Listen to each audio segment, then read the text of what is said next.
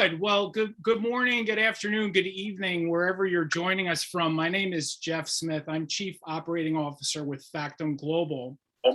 We are an international consulting firm that helps businesses and associations expand internationally. I am formerly Director of Communications with a fairly large private equity firm in New York City. And then before that, spent almost 10 years in a communications capacity with the Federal Reserve System in New York and in Washington, D.C. And I'm joining you today 1 hour north of New York City, where it's a nice 60-degree fall day outside. So I'm so pleased to be here. And I'm so excited to introduce our panelists today, Lanie Denslow and Desiree Perez. Desiree, who just waved, is owner of Desiree Perez Coaching and Consulting, where she helps clients develop their personal blueprint to be successful in all around the world in business. She has a very interesting personal background. She was born in Argentina, was raised in Argentina and Germany, and she will be expounding on that a little bit later, and discovered a passion for aviation at an early age. So she spent part of her career in aviation and then made a shift towards executive coaching and leadership. She holds a master's degree in leadership coaching and strategy. She is a certified executive coach based out of Orlando, and she works with leaders across all kinds of businesses, from Fortune 500 companies to small and mid-sized businesses. So Desiree, welcome. Thank you, Jeff. Good afternoon. We had a good time putting this together, everybody. So anyway. I'm now happy to introduce Lanie Denslow, who apparently knows 3/4 of the room, so she probably doesn't need an introduction. Right. But Lanie is founder of Wise Intercultural Training and Resources. She truly understands that culture varies around the world, and that you need a real appreciation for it in order to be successful in business. She works with clients to hone their skills in all cultural matters, and offers a variety of different types of series of programs in her business. She resides in San Jose, California, and is the author of the book Worldwise: What to Know Before You Go, and is co-author of Working with Americans, which I am the proud owner of, and it's available on Amazon. Both books are all about working internationally and having sort of this global mindset, which is what we're here today to talk about. So what I thought I'd do is very quickly set the stage for the next 50 minutes or so. What we're trying to do today is we'd like to impress on you the importance of having a global mindset, understanding, truly appreciating another culture in general, and especially when doing business abroad. And just to remind you that you don't have to have lived in 5 countries or speak 5 languages in order to be successful in working in another market. You also don't have to abandon your own culture, which we'll get to in a bit. In this next very short period of time, we want you to understand that by not having a global mindset, there are real business risks. And it's something that we do at our firm in helping our clients really have a true appreciation of cultural matters, so that you can avoid pitfalls and you can really be successful in your business endeavors. Translating your materials or your website into a local language and then plopping yourself into that new market is not enough. There are some companies that will try to be successful that way, and it's just not enough. So today, we went back and forth on how we wanted to design this session today, and we're trying to emulate this fireside chat type of environment, minus the fireplace, to have an intimate discussion. We would like to engage you. So if you'd like to keep your cameras on, that would be great.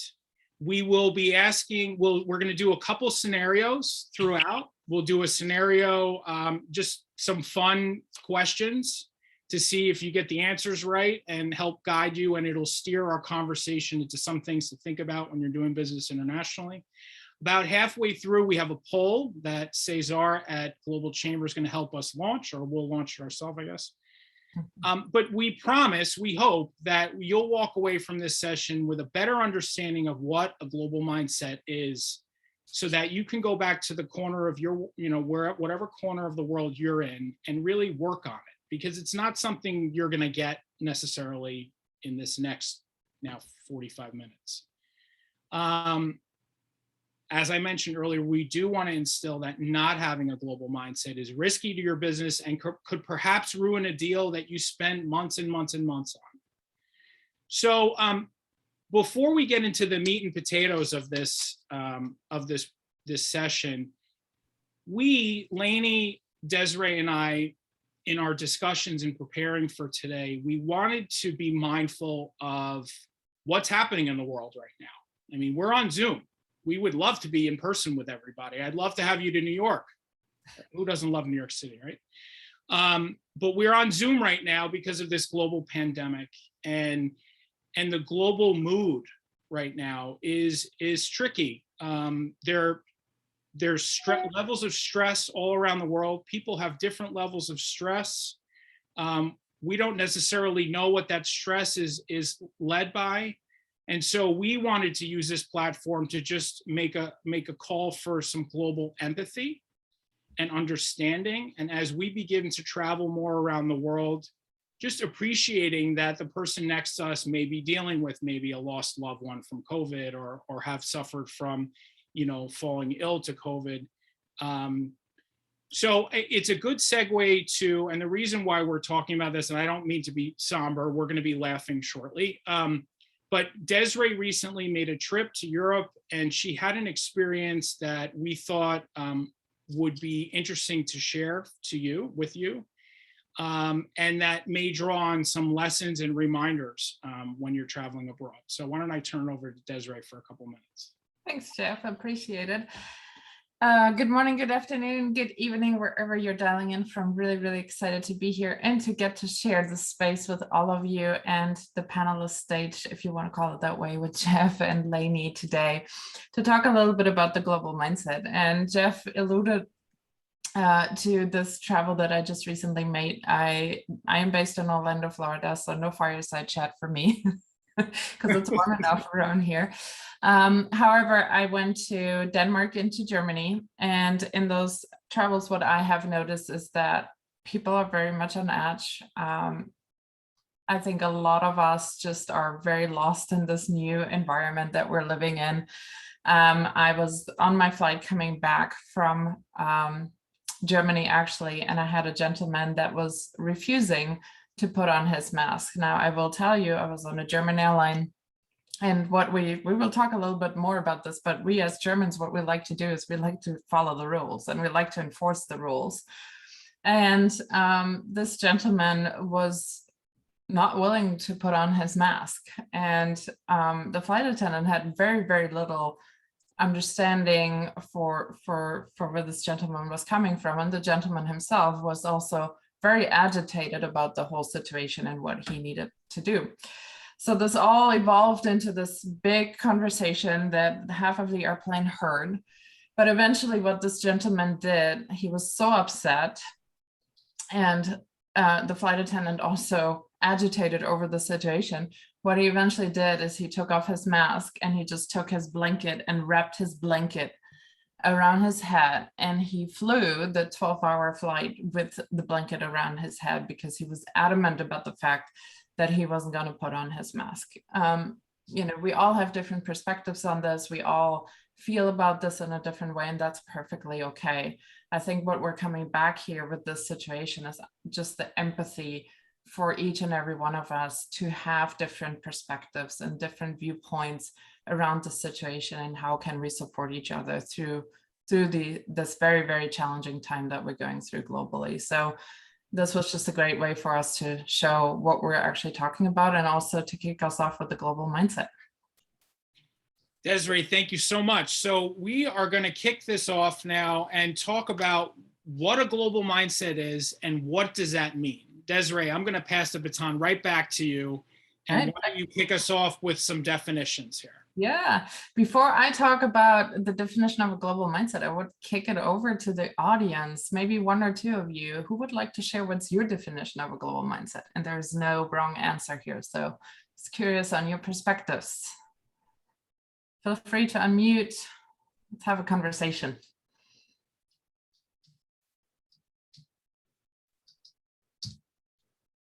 Lynn, can we call on you? I noticed you unmuted.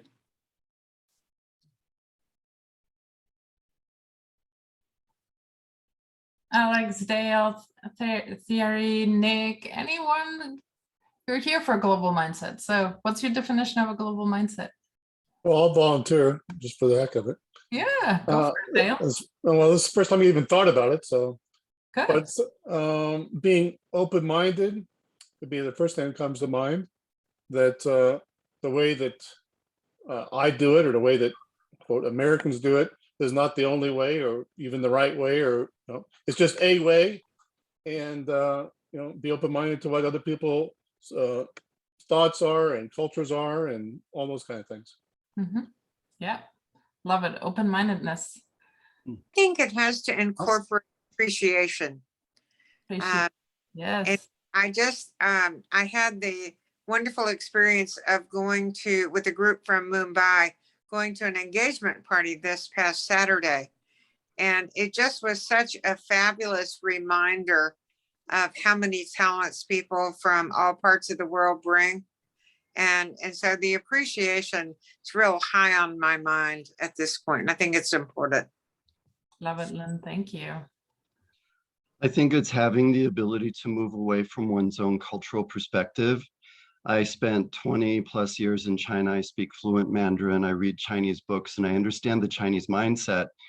And I find that a lot of times as Americans, and I'm speaking from American perspective, we tend to want to fight with other ways of thinking and other worldviews, and not being willing to stop and put ourselves to the side and take into consideration that maybe there's a lot that I'm misunderstanding, rather than thinking, oh no, I get it, and this is what it is.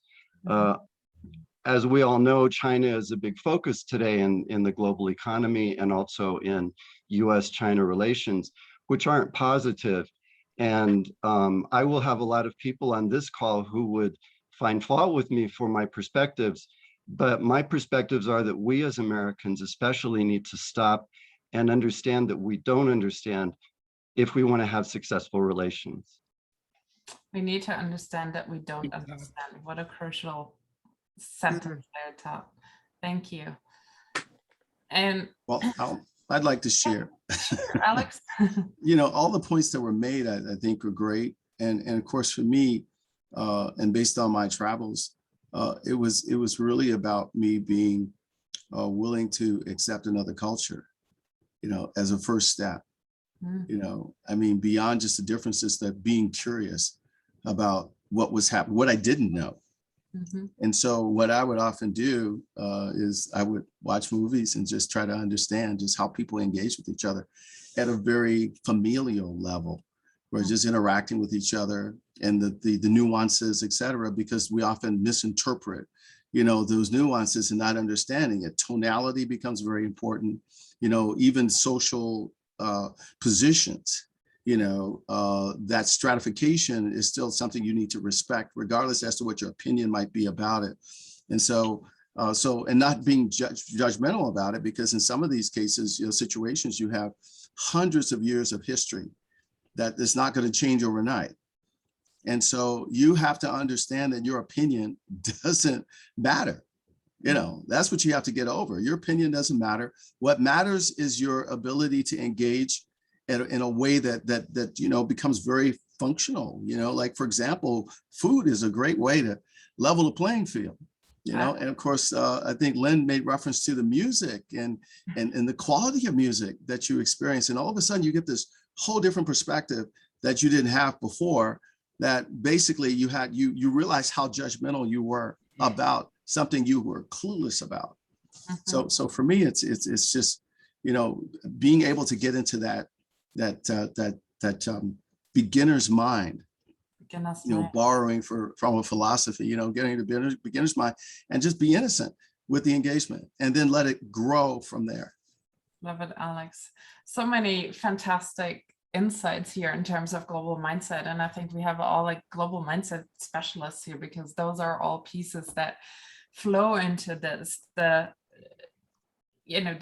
open-mindedness, the refraining from judgment. Judging is a very natural piece that happens to us as human beings. That's the first thing we do. We are in a situation, that's the first thing we do. We judge it good, bad, indifferent, however we judge it.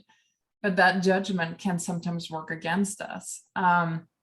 Then what Todd said in terms of really learning, but also staying aware of, what are the pieces that in this culture flow into this, having this openness, the acceptance. I think, Todd, you also talked about the acceptance that just because somebody is different or somebody shows up in a different way doesn't mean that they are wrong. They're just different.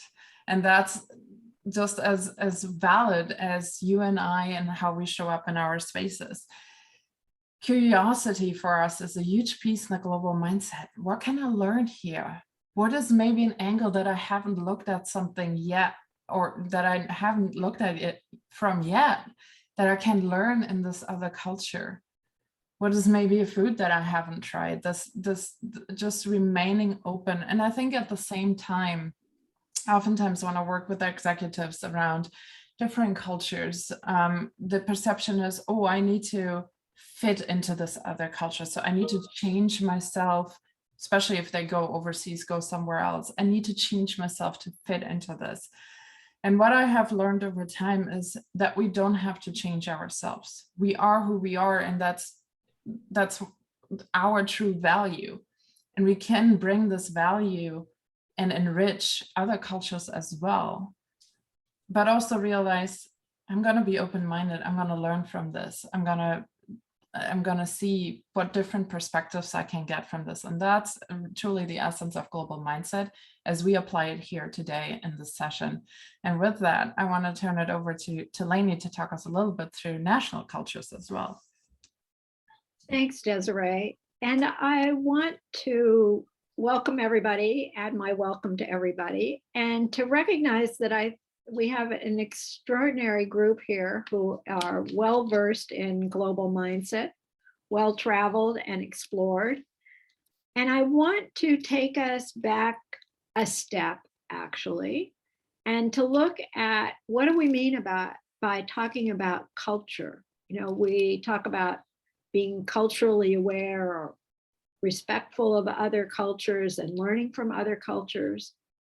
But maybe not so much for all of us on this call, but as you think about trying to explain this idea of global mindset and respect for other cultures, to take us back to what do we mean by culture in what we're talking about. We've talked about music and food and books that we read, but culture is also at its heart shared values, beliefs, and understandings of how we should do things, we're talking about business, how we should conduct our business, how we should live our lives. And culture as a concept, values, beliefs, isn't something we can see. What we see are behaviors. And I think it's important, especially for people who may be new to this, or you're trying to explain this to people, to make a distinction that behaviors are a representation of how people think, believe, and share an understanding. It can be at the national level, which we talk about India, Brazil, Argentina, China, the US. One of the hardest things, I think, is to understand your own culture, your own preference, cultural preferences of how things should be. And let me jump in and just ask the question, why is it important for us to first have an awareness of our own culture before trying to understand another? And maybe I just sort of answered that question. Well, first of all, I would say that often you can't understand your own culture. You just know what you believe, how you're supposed to behave. This is the way it's done. Let me sound very American. You know, this is how we do it. Isn't that right everywhere? And somebody has to remind you you're not in Kansas anymore. So I think understanding your own culture often develops as you engage with other cultures. And let me give you an example. One of the things that's culturally driven is around time. And in a business sense, what it means to be on time for a meeting. So I'm here in the middle of Silicon Valley, and I know, and I'm a poster child for this, I know that being on time for a 9 o'clock meeting means being a couple of minutes early, be there, show respect. A very American value is time has value, it's scarce, it's important. But when I traveled to Italy, I have to change my mindset that a 9 o'clock meeting, you know, might start at 9:15. If I get there at 9:10, it might be okay. Everybody has a little more flexibility. I don't really have a sense of, until I run into something that's different, I don't necessarily recognize my own culture, that Americans, like Germans, like to follow the rules. And so I think that in developing a global mindset, an openness and appreciation for other cultures can be challenging at the beginning because you're learning so much about what's different than your expectation. And as Desiree said, we're judgmental. And so our first reaction is they're doing it wrong. And it takes some work to get to the mindset that says they're doing it differently. What's this about? Where does this come from? Why is it like this? So I think that that's part of the step toward developing a global mindset, is to be able to say, it's different. Let me be curious and learn from it. Lanie, Would you mind if I add gave an something? example? Oh, Go ahead, Todd. Please do. From the perspective of China, first of all, the concept of in the art of war, you have the concept of no self, no others, 知己知彼. And it says, Sun Tzu says in there, if you understand yourself and you know others, you understand others, you'll win 100 battles, essentially you'll be successful. But I think one really important way of understanding this is also looking at the religious differences between the United States and China. The US is a Christian-based worldview. Even if we're not Christians, we still are very strongly influenced by that cultural worldview. China is a culture that's based on Buddhism, Taoism, and Confucianism. Nothing in there speaks to Christianity. And so their way of interacting, their way of representation and respect and how they interact on a cultural way is going to be very strongly influenced from those three philosophies. And a lot of times our first reaction is, oh, it's communist. Because in our minds, all we see of China is that it's communist. And we don't stop to think that maybe it's Confucianism, maybe it's Buddhism, maybe it's Taoism. And so I think that's one really important way of recognizing that sometimes we jump to conclusions that are incorrect. I hear a lot of people say, oh, the Chinese do this because that's just a communist thing. When in actuality, it's not. It's actually something that's Confucian or Buddhist, and it has a stronger influence coming from that perspective. So I just wanted to share that. Thanks. I think that's a great thing to share, is there are multiple reasons that cultures develop, and you can't know that at the first glance. Thank you, Todd. I'd like to add to that. Yeah, Alex, please. Spot on, Todd, Todd, regarding the differences from a religious perspective, and there's also, I mean, here in the United States, we think we have a homogeneous, culture, when in fact, we don't. The South is different from the North, the Northeast, from the Southwest, from the Pacific Coast. There are differences. The way people conduct themselves in the Midwest, Midwestern values may be a little different from East Coast values and Northeastern Coast values. So we have our differences, And so I've been fortunate enough to travel around just this country and become aware of the differences. We have differences in food and food taste. And so we take that for granted sometimes and think the American way, quote unquote, the American way is very diverse. And so oftentimes we try to, we make certain assumptions about, the values of Americans when in fact it's very diverse. We started this country, sort of like, became itself as a collective of different cultures. And so we, like, for example, in the East Coast, Jeff, in your neighborhood, right? Very, European influenced, and then when you look at the geographical map, let's say, for example, it's just the tri-state area of New York alone, you will see so many different pockets of cultures. And we forget that we are already being exposed to the world right in front of us, but we sometimes not pay attention to it. So to me, world centricity, global centricity has to do with paying attention to what's in front of you first. And then when you travel, you have something to compare and contrast. And that's what you were making reference to, Lanie, in terms of being able to compare and contrast the different cultures to enhance your understanding and acceptance of the diversity and about what's similar and what's different. And all of a sudden it becomes something that's what's similar and what's different.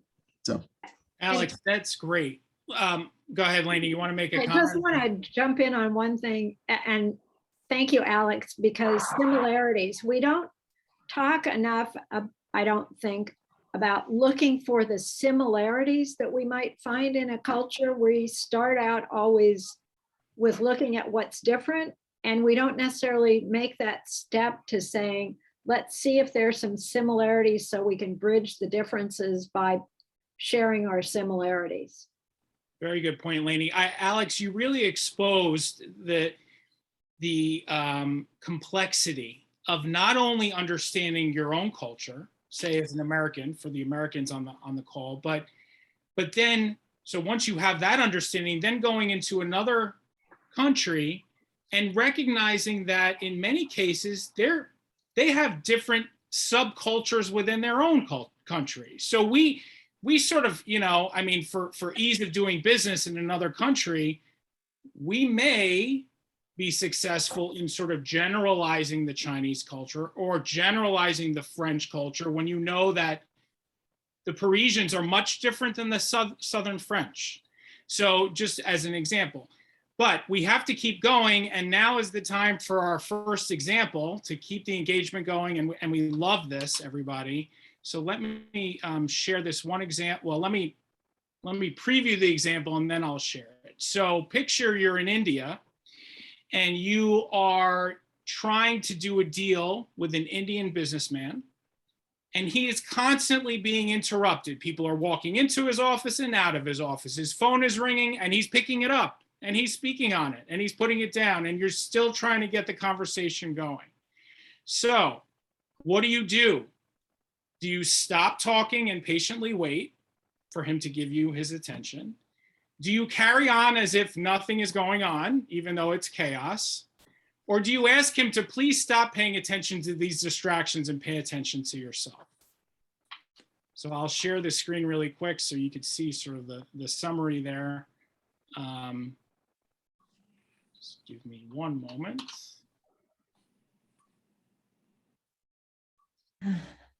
So what do we think? And you could put it in the chat, ABC. So if you don't want to, ABC. Desiree, what do you think? Wait to put me on the spot here, Jeff.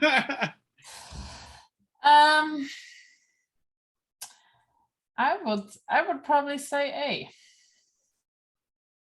That's exactly right. So the correct answer is obviously not C, telling this gentleman to avoid, what's normal in the Indian culture, which is this business environment where there are distractions. So the answer is A, where you are. So reminder, if you're doing business in India, is not to, Daniel, he had this situation in Central Asia. So it's obviously, and I wasn't happy about it. Very good. Well, I don't think anyone would be necessarily happy that they're not the center of attention when they're trying to do business there. So when you're doing business in India, it's important to remember to plan extra time after. Don't book back-to-back meetings, because odds are you'll have to cancel the meetings that follow. Things happen. That's how they operate. You shouldn't. Please don't be insulted. And so we hope that little example there was interesting and informative.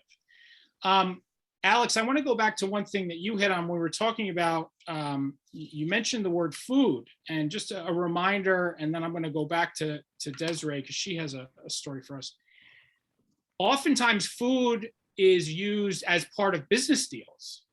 So when you're going to parts of Latin America, and I'm obviously very much generalizing, but when you're going to parts of Latin America, or you're going to Japan, for example, don't expect a deal on the first shot, right? Don't expect a deal in the first meeting. Expect that your host will want to learn a little bit more about you. They're going to want to know if you're married and if you have children and where they go to school and what they're interested in. And by asking those questions, your host is getting to know you more personally. And it's giving them that confidence, that comfort level of doing a business deal with you, because they anticipate that having this personal relationship will keep the business bond solid over the course of the engagement. So something to think about in the US, and I'm a New Yorker, right? We're very much into going into the meeting, talking business, getting the deal done, and walking out and getting on the subway or in a moving car that may or may not have stopped for you.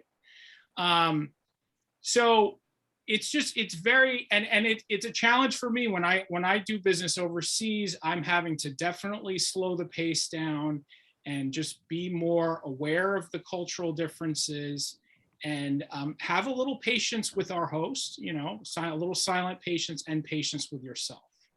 So be realistic about, if you're scheduling a 3-day trip to India, you may get a little bit done, but you may have thought you were going to get a lot more done in that short period of time. Lanie, did you want to say something? Yeah, I was in Barcelona and I had a meeting with a trade commissioner there. And he said to me, Lanie, your clients would do a lot more business here if they'd stop and have a proper lunch rather than serving sandwiches and a PowerPoint at lunchtime. Interesting. Yeah.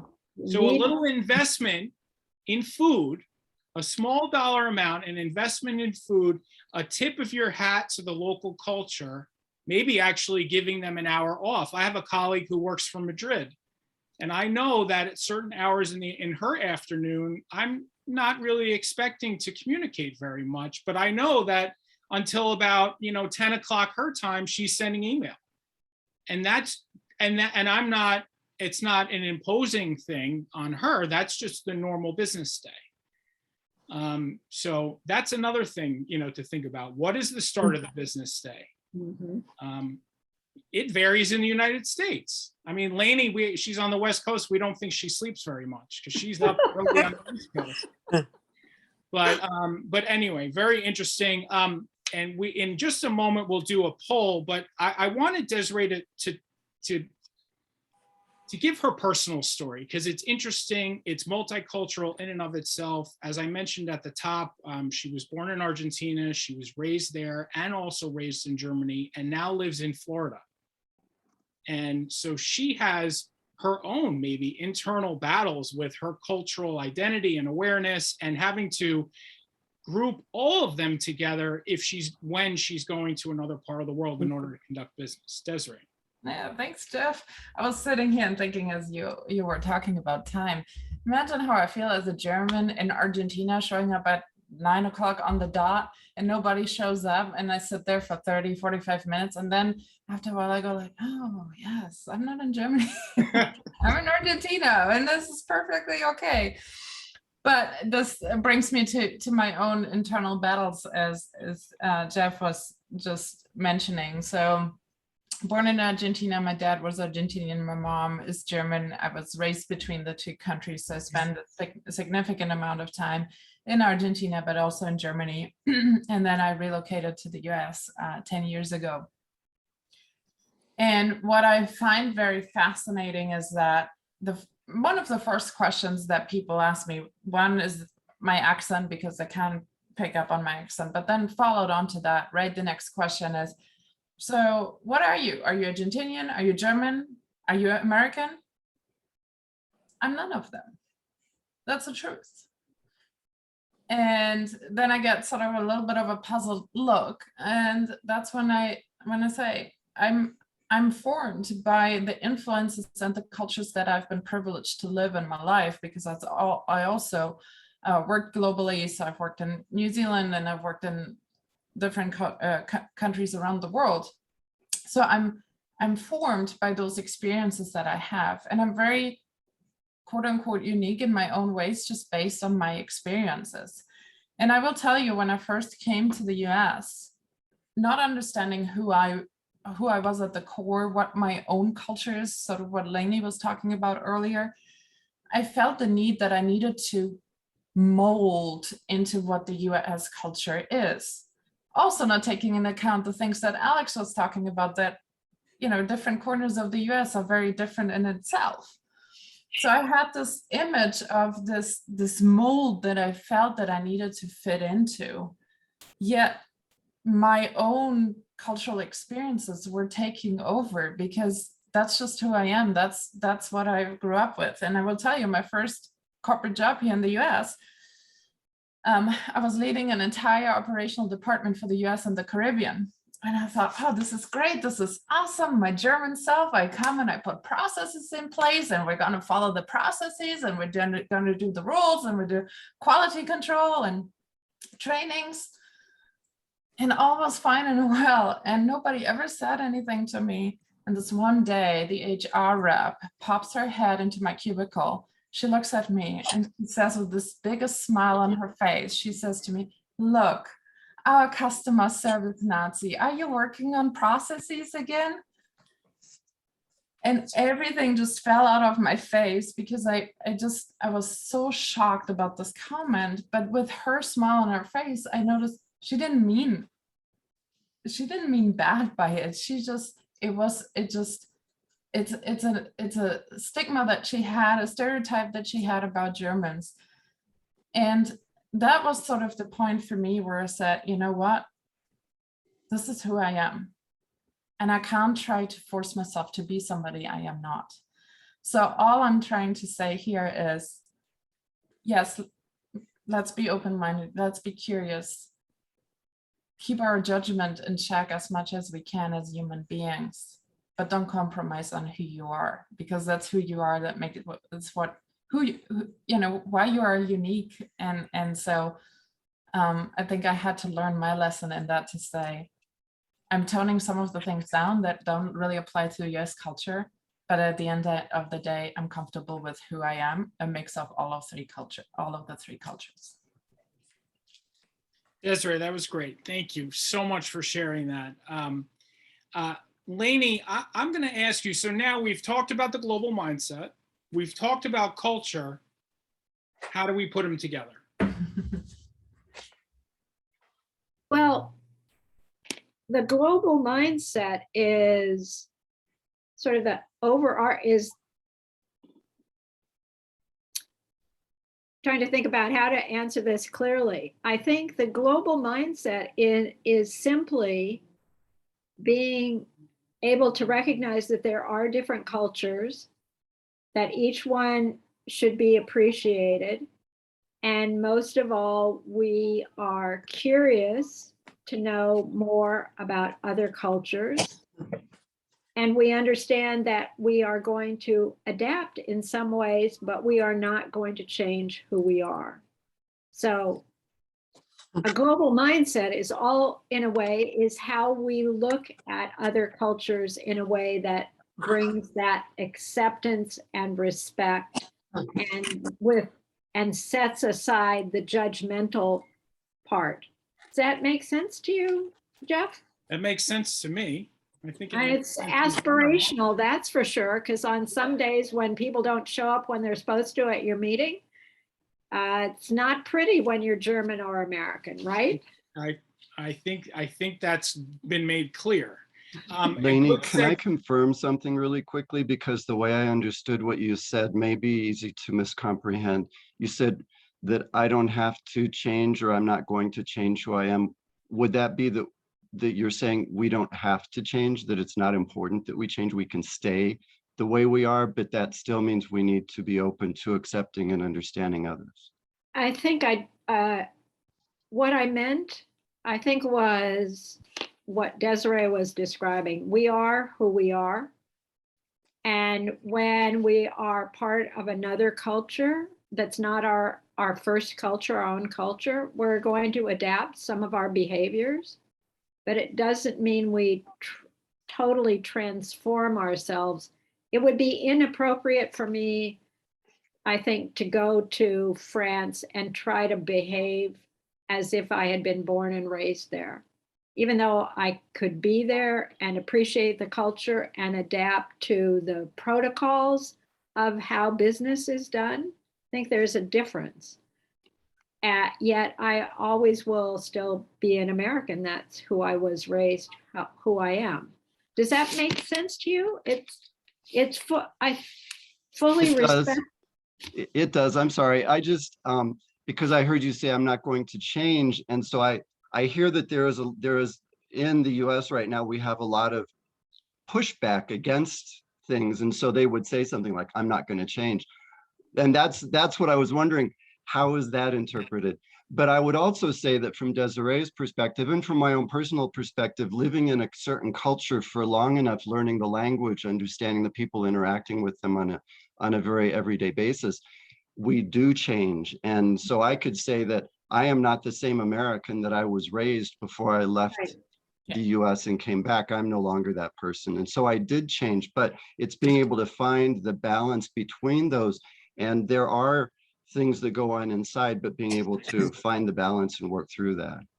Yeah, said 100%. much better, Todd, than I did. Thank you. 100%. It's this idea of, and you hit on a good point. When you're in a new market for a longer period of time, there are certain behaviors that you'll just naturally take on to better assimilate into that culture. In the business sense, where we're guessing maybe it's a shorter period of time, I think Lanie was trying to convey this idea of global empathy and a balance, forming a balance with whatever the local market is. And to be from a business standpoint, be a little bit more strategic about what that will do for you in your business dealings. I mean, I don't know, if I roll into Brazil as sort of the typical New Yorker, not being aware of, well, maybe in some ways the cultures are a little similar, but not being aware of how they operate down there, I'm not going to do so well. So good segue. I'm trying to keep my eye on time, and it's definitely rolling a lot faster than I thought. We have some fun anecdotes we wanted to share, and I'm going to share one right now, and then we're going to get to the poll, which Jeff, can I make one point before you make that please, transition? Alex, And yeah. I'll be quick. Based on what I'm hearing, especially from Todd and Desiree and Lanie, and and of course even my experience, I think what could be missing is that we actually transform. We keep forgetting that we have this plasticity aspect of our brain, and so when we immerse ourselves into a culture, we become a hybrid. We're different. We're not the same. We don't eat the same. There was once upon a time I didn't like kimchi. Now I love it. There you go. All of a sudden now I'm changing the way I look at things. I'm changing the movies that I watch now. I'm more international film oriented. You understand what I'm saying? So the point I'm making here is this. It's a transformation that occurs. And I like what Desiree made reference to in the fact that there is this hybrid aspect. I think we make the mistake when we talk about, world centricity in terms of our focus and globalization, global orientation, is that we forget, we transform, we change. It's too late to change. And we try to come back and force fit ourselves back into a mold where we were before, and it doesn't work. It doesn't fit. So Hakuna Matata, you just accept it and just move on. That's all I have to say. Thank you, Alex. And we're almost speaking in a bit of a sort of a selective audience here, because by nature we're all interested in things global, right? I mean, probably for me, from an early age, I was exposed to another country, and that was it. It did it for me. But Alex, great point. Desiree or Lanie, were you going to make a quick comment before? Can I we- ask a question? Yes, Yeah, no, go for it, please, Dale. please. Well, one of the problems I have is that I can appreciate all the different cultures and understand them to some degree, but it's the emotional intelligence that I have trouble picking up on. So I can know that certain things are that way and not have judgment about them, but don't know how to react, based on the emotional intelligence that I would have in the US. I would understand a certain behavior as being X, Y, or Z or whatever. So, for example, if I'm in some country and they're not paying attention to me, am I supposed to read that as, they're not interested in talking to me, or, whatever?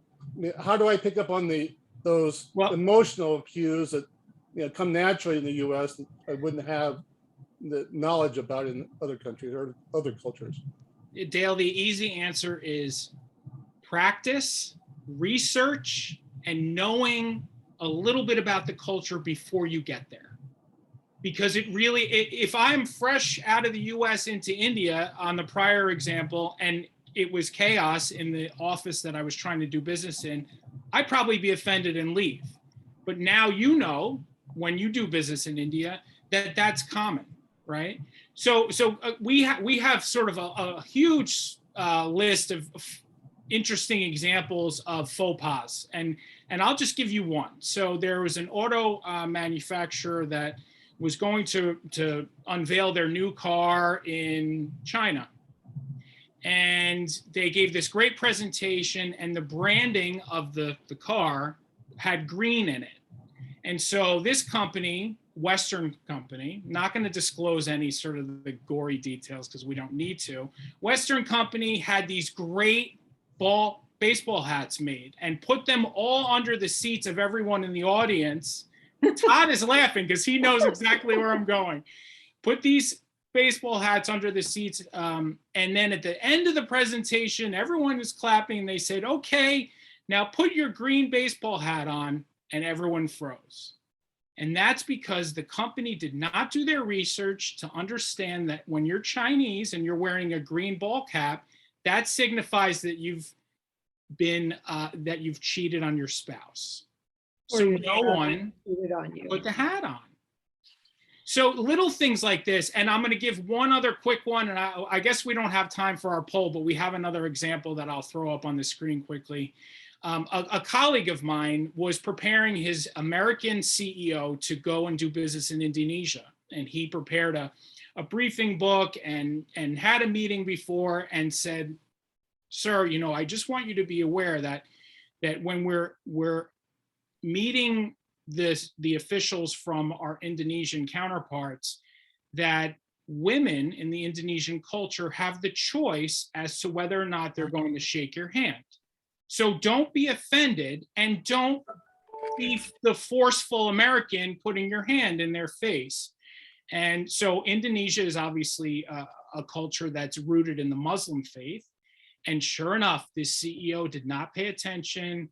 He tried to shake hands with one of the senior women officials, and then had the nerve to be annoyed that she wouldn't shake his hand back. So that's a deal breaker, right? So Dale, to your point, everyone, please do your homework. Don't just get on the next United flight to wherever. Do your homework before you get into that market, more so than that will help. That'll pay off in dividends as you continue. Lanie, did you want to make a comment? I think if you can find a cultural mentor, maybe before you go or while you're there, often you can. So we could talk about that, but sometimes somebody at an embassy or a consulate can give you some advice. You're part of one of us. I'll put one of us out there. I mean, we're all part of the global chamber, right? We're available to an extent, and yes, then we're happy to explore business opportunities with you as well. Yeah, but I think sometimes you need someone who is steeped in that culture, who is from that place, who can give you a little bit of advice to some of the subtleties that you might not even find in a resource like this, or books, or online. But as Jeff says, we'd all help you. And I just want to add on to that, Lanie, as well as a second step. So once you've done your homework in terms of the national culture, I think a good indicator is always watching body language as well, right? So obviously there are some cultures where, for example, looking somebody straight in the eyes is not accepted, but you wouldn't know that through your research. But then beyond that, look at the body language. What's the body language conveying to you? 80% of what we do is body language, 20% is what's in our words. So highly recommend to always pay attention to that as well. Thank you, Desiree. Let's go to another example before we wrap up here. So you're in Germany and you are dying to do work with your German counterpart. You have a face-to-face meeting and they say they're, quote, thinking about it. What do you do? How do you persuade them? Do you write them an enthusiastic email saying how passionate you are about working with them? Do you write them an email asking them, when are you going to come to a decision? That's sort of the New York answer. Or do you send just a polite email and wait and see? And I would encourage you to put A, B, or C in the chat, and we'll see how you guys do.